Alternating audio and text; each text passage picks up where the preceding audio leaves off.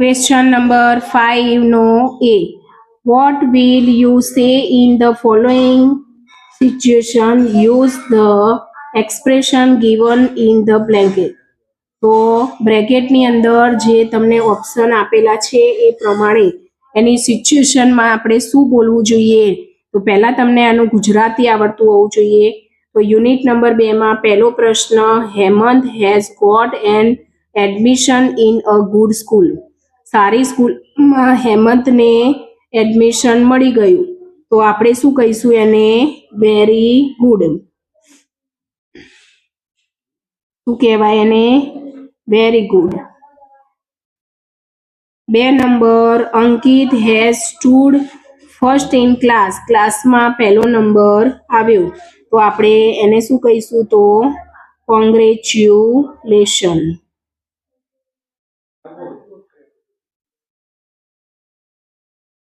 3 number, your friend has saved a drawing book. 3 number, your friend has વાતો કરજે બકા. 3 number, your friend has saved a drowning boy. એટલે કે ડૂબતો છોકરાને તેના મિત્રએ બચાવ્યો. તો એ છોકરાને શું કહેવાય? તો બ્રેવ. બ્રેવ એટલે બહાદુર. 4 number, I think we should use the money to help the poor people who need medicine. મારા વિચાર પ્રમાણે આપણે જે ગરીબ લોકો હોય કે જેમને દવાની જરૂર હોય તેવા લોકોને મદદ કરવી જોઈએ. તો એને શું કહીશું આપણે? તો what's and ideas. 5 number, the students have completed the project in time. તો તારો વિદ્યાર્થીઓએ તેમનો પ્રોજેક્ટ તેમના સમયમાં પૂરો કરી દીધો. તો good job. 6 number, your friend solved a difficult problem. એણે તેના મિત્રએ તેનો ડિફિકલ્ટ પ્રોબ્લેમ સોલ્વ કરી દીધું. તો શું કહીશું આપણે એને? એક્સિલેન્ટ.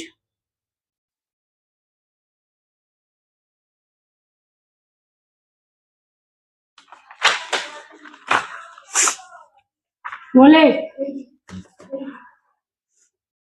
મૂકી દે. હેડ જલ્દી, હેડ જલ્દી ફટાફટ. મારા બે થોડી પેલી ગ્રીન કલરની ફાઇલમાં.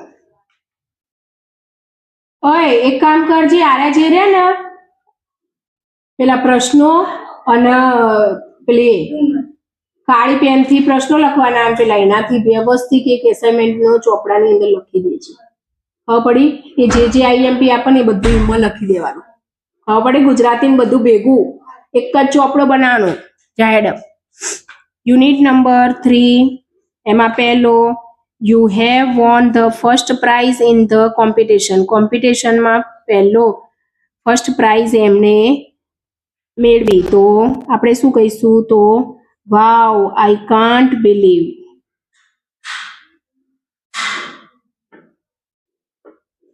2 number, you have forgotten to do your homework. એટલે કે તમે તમારું હોમવર્ક ભૂલી ગયા છો. તો આપણે કહીશું ઓ નો. 3 number, Ali has caught a thief. અલીએ ચોરને પકડ્યો. તો આપણે કહીશું બ્રેવો, બહાદુર છોકરો છે. 4 number, your father introduced you to his friend. તેના મિત્ર સાથે તેના પિતાનું ઇન્ટ્રોડક્શન કરાયું. તો આપણે શું કહીશું? તો nice meet you. Nice to meet you. તને મળીને મને આનંદ થયો. 5 number, you hear about your friend's accident. તો એના મિત્રનો એક્સિડન્ટ વિશે તે સાંભળ્યું. તો શું કહીશું આપણે? ઓ God. 6 number, India lost the match by 1 run. એક રનમાં ઇન્ડિયાએ મેચ હારી ગઈ તો આપણે શું કહીશું? તો અલાસ. 7 number, you fall down while playing and hurt your hand. એટલે કે જ્યારે તે રમતો હતો ત્યારે નીચે પડ્યો અને તેના હાથમાં વાગ્યું તો આપણે કહીશું ouch. 8 number, Amrita is going for an exam. તો એક્ઝામમાં જઈ રહી છે અમૃતા તો આપણે શું કહીશું એને? Best of luck.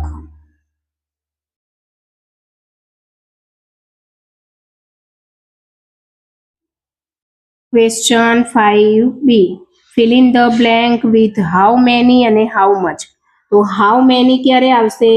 તો જ્યારે પણ ગણી શકાય તેવી કોઈ વસ્તુ હોય અને અહીંયા ગણી ન શકાય તેવી વસ્તુ હોય. બીજું how much ક્યારે આવશે? તો ખાલી જગ્યામાં is થી શરૂઆત થતી હોય, ખાલી જગ્યાની શરૂઆત is થી થાય તો how much આવશે. તો આપણે ખાલી જગ્યાએ વાંચવાની જરૂર નથી, ફક્ત પહેલો શબ્દ જ પ્રમાણે લખીશું. 1 નંબર, ખાલી જગ્યા ગર્લ્સ. તો ગર્લ્સ એ ગણી શકાય તો શું આવશે? How many. સુગર, તો સુગર એ ગણી શકાય નહીં તો આવશે હાઉ મચ. બોયઝ, બોયઝ એટલે ગણી શકાય તો હાઉ મેની. ઇઝ, જો ઇઝ આવે તરત જ હાઉ મચ જ આવે, હાઉ મચ. ઓઇલ, તો ઓઇલ એટલે ગણી ન શકાય તો હાઉ મચ. બલૂન્સ, બલૂન્સ એટલે ગણી શકાય તો હાઉ મેની. હવે એક ખાસ ધ્યાન રાખજો, મની. મની એ શું છે? તો અપવાદરૂપ છે. મની એ ગણી શકાય પણ અપવાદમાં હોવાથી એને આવશે હાઉ મચ.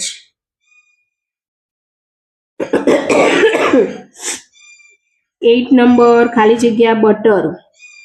તો બટર એટલે હાઉ મચ.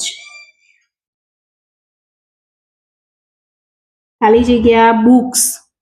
બુક્સ એટલે ગણી શકાય તો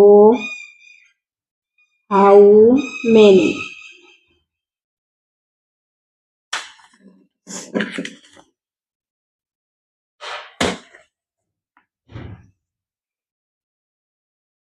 એઇટ નંબર, અહીંયા બટર. તો બટર એટલે હાઉ મચ. બુક્સ, તો હાઉ મેની. ડેઝ, ડેઝ એટલે દિવસો તો ગણી શકાય તો હાઉ મેની. આમાં રોકડા માર્ક્સ અને ડાયરેક્ટ જવાબ તમને મળી જશે. મિલ્ક, મિલ્ક એટલે દૂધ તો હાઉ મચ. વોટર, વોટર એટલે હાઉ મચ. રાઈસ એટલે ચોખા તો હાઉ મચ. સ્વીટ્સ, સ્વીટ્સ એટલે કોઈ મીઠાઈ છે તો મીઠાઈ એટલે હાઉ મેની. અહીંયા ઇઝ આવે એટલે પાછળનું ગમે તે વાક્ય હશે તો પણ હાઉ મચ જ આવશે. ચોકલેટ્સ, તો ચોકલેટ્સ આપણે ગણી શકીએ તો આવશે how many. Unit 5C, make sentence using the given words. એટલે કે આ જે શબ્દો આપેલા છે એ શબ્દોનો ઉપયોગ કરી અને તમારે વાક્યો બનાવવાના. 2 માર્ક્સ છે. તમને જેવા આવડે એવા એ પ્રમાણે વાક્યો બનાવવાના. પણ આપણે એક ઉદાહરણ પ્રમાણે જોઈ લઈએ તો પહેલું માર્કેટ અને વેજીટેબલ્સ. તો માર્કેટ પણ આવવું જોઈએ શબ્દ અને વેજીટેબલ એટલે શાકભાજી આવવું જોઈએ. તો I bought vegetable from the market. માર્કેટમાંથી હું વેજીટેબલ ખરીદું છું. 2 number play in the rain ઇલ. તો વાક્ય if the children will play in the rain, જો વરસાદમાં બાળકો રમશે, they will fall ill, તો બીમાર પડી જશે. 3 નંબર હેપી અને ફર્સ્ટ પ્રાઇઝ. તો સી ઇઝ હેપી, તેણીની ખુશ હતી, because she won the first prize, તેણીએ પહેલો જ પ્રાઇઝ મેળવ્યો. 4 નંબર ફ્લાઇંગ કાઇટ્સ અને ટેરેસ. તો they are flying kites on the terrace. એકદમ ઇઝી જ વાક્યો છે. 5 નંબર શોપકીપર અને નોટબુક્સ. તો the shopkeeper sells notebook. 6 number umbrella અને રેઇન. તો I use umbrella in the rain. વરસાદમાં ટીચર અને ગ્રામર. તો the teacher teaches English grammar every day.